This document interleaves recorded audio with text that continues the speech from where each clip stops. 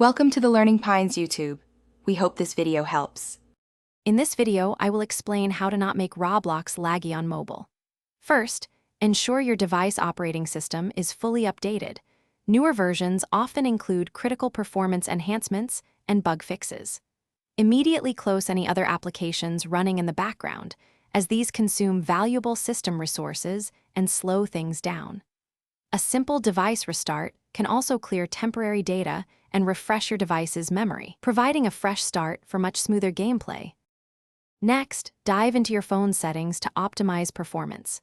Disable background app refresh for apps you do not frequently use, saving both battery life and processing power. Clear your device's cache regularly for all applications, as accumulated temporary files can significantly slow down your phone over time.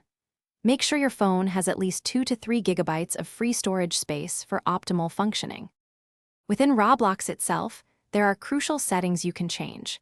Navigate to the in-game settings and set your graphics quality to manual, then reduce it to the lowest possible level. Disable performance-intensive features like shadows or dynamic lighting if they are available in a specific game. Lowering your display resolution, if your device allows it, can also reduce the processing load, making gameplay much smoother.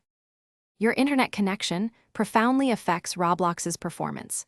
Always connect to a stable Wi-Fi network rather than relying on cellular data, which can be inconsistent. Sit close to your router for the strongest signal, aiming for a download speed of at least 25 megabits per second.